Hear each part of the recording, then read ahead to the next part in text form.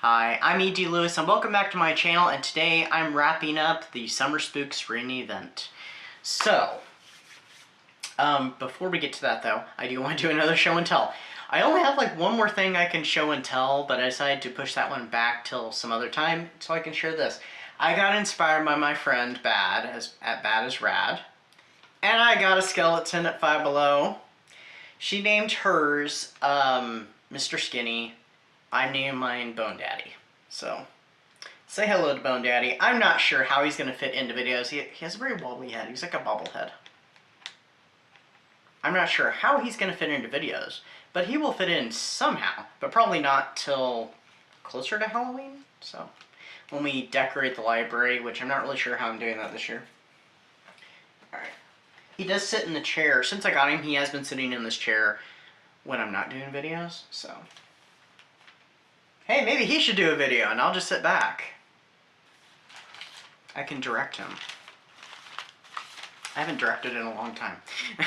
Alright, so quick refresher for the prompts for Summer Spooks. I should also probably give a little bit of background for Summer Spooks, but let's get to the prompts really quick.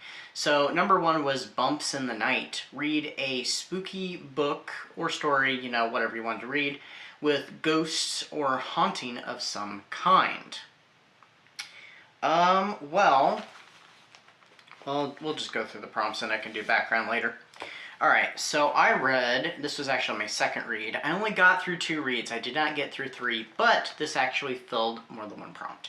So I did review this already, and I will link that down below. That was what I reviewed last week. And it is A Cry in the Night by Carol Ellis. So this is a middle grade Apple paperback, from Scholastic. And this was pretty good. It had a ghost in it. I talk about it all in my review. And this one had a really important message. So this one I'd really highly recommend getting if you get the chance, if you see it anywhere. I don't know if it's being published still. I know it's not in like ebook form. At least I didn't see it anywhere anyhow, so... But, yeah, it had a really good message, so it fit for the ghost prompt. Alright, Summer Spooks. Read a book set in summer or with summer in the title. So, I went with this one. Now, this one technically took place in the spring. Sorry. Book ran away. This one took place mostly in the spring, but by the end of the book, I think they were in summer, so we counted it.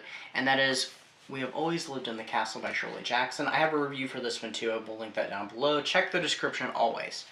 Yeah, I really enjoyed this book. I had seen the movie before, but it had been like a few years. So there was a lot of things I didn't quite remember about it. I loved this book. I thought it was really good. I honestly don't know which book I like better, this one or Haunting of Hill House. I know she has a few other books, Shirley Jackson, but this one was really good. I loved Mary Cat. She was delightfully dark at times. This one dealt a lot with mental illness and family secrets, so it was another mystery. Actually, both these books were mysteries. Just different types of mysteries. Of course, this one being very gothic. Highly would recommend this one too. I did end up watching the movie again. I watched it here on YouTube. It was currently free. I don't know if it still is. But I did not count the movie as my for the movie prompt. It's fairly close, the film, but there are a few more differences than I remembered. Especially toward the ending. There's some differences. And stuff does move a little quicker. Also, her time when she goes into town at the beginning of the book is a little different. It's mostly the same, but it does run a little differently. But the cast is great. So I think everybody did a great job. So yeah, I'd recommend the film too. Alright. Camp Blood. Read a book revolving around a camp, beach, or physical activity. I did start this book, and I have not finished it, and that is Party Summer by R.L. Stine. It's part of the Fear Street series. It's the Super Chillers. It's actually the first one at Super Chiller. I have not finished it. I will be doing a review on it though. Instead, what counted for that prompt was, as I said, Cry in the Night. Because they did end up going swimming, and they did talk about being hot quite a bit. So they went to the pool at Linton, and they spent quite a bit of time. They didn't spend a lot of time book-wise, but they mentioned that they'd been there for hours. So I counted that as a physical activity, going swimming. Alright, the next one is, what's your favorite scary movie? Watch a thematic horror/spooky film. I honestly had no idea what to watch, so on Saturday, I decided to revisit a movie, so I revisited Fear Street Part 2, 1978? Is that what it's called? 1978? I'm pretty sure. So this is the one that takes a lot of inspiration off of Friday the 13th, and it uses inspiration of the book Lights Out, which I have not read, but I do have. It's one that I really want to read. I really enjoyed this one. I think this is my favorite part of the trilogy. It seems like a lot of times with trilogies, I like the second part the best. Not always, but oftentimes. So yeah, I really enjoyed this, and it was great to revisit it. There was a lot of things I didn't remember, so. But fun times all around. And then finally is Run for Your Life. Do a favorite summertime activity. So what I did was I went to the local snow cone shop and I got a snow cone. And I think I have some footage of that right here.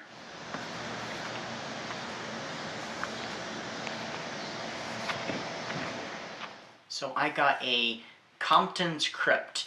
It had pina colada flavor, pineapple flavor, and orange flavor, and it was really good. I usually get cake batter because I just really like that one, but this was really good, and it was very summery, so I thought it was great flavors. So Summer Spooks I created last year as kind of a theme. So with thoughts of, by the end of summer, like, this could become an event in the future. And so back around December, November, something like that, I decided, you know what, I'm going to do it and I'm going to start planning it. Because if I don't start planning it and thinking about it now, I probably won't do it. So I needed like months in advance to think this through and what I was going to do. I had some ideas, I forgot some of my ideas, I got different ideas, and I settled on a plan. So originally I think I had conceived it as like, I could do it for a month. And I thought, maybe not. Somebody had suggested a week, and I thought, I just don't know if a week would be enough time. For some people, yes, some people, no. So I was like, you know what, I'll do it 2 weeks, and I can make it optional. You can do one or both weeks, and whichever weeks you want to do, whichever week you want to do. And, that worked out well, because in the first week, I think I did need that second week. And I did not get to finish my reading, which I feel bad about because being the host, I feel like I should have been able to finish it, but I did still meet all the prompts. I created it, as I said, as a theme because I didn't have any plans to participate in Summerween, and there was already a Summerween event, so I wanted to come up with something that wouldn't get confused, so I thought, Summer Spooks, that sounds cool, and, that way I'm not confusing it. I need to participate sometime in Summerween. It just always comes at a time when I'm kind of feeling like not really doing much with events. So, but, maybe next year. We'll see what happens. But yeah, and I thought, this could become an event, and I wanted to try and figure out when would be a good time when there's not too much going on, and if there is stuff going on, it could be really flexible. So I took kind of some stuff, borrowed some things that I had learned from participating in events and also co-hosting in events, and kind of be like, this could work, we'll see what happens. Do I know if I'm going to do this again? No, I have no idea. I might try it again next year, see what happens. And I might change it up, we'll see. I may even do it in themes. I may do if I do it as a 2-week thing again, I might do week 1 this theme, week 2 this theme. Who knows? we'll see what happens, but I'm not making any promises. It was a lot of fun to do. It was kind of scary to be hosting an event. But yeah. So. Thank you to everybody who participated in Summer Spooks. I hope you had fun and had some good reads, watched some good movies. If you'd like it to come back, please let me know. Because I would be curious to see what people thought of it. Again, no promises, but you know, you never know. So, anyway, that's what I got for you this week. So, stay safe, stay spooky, and happy summer spooks, even though it's over. Bye-bye.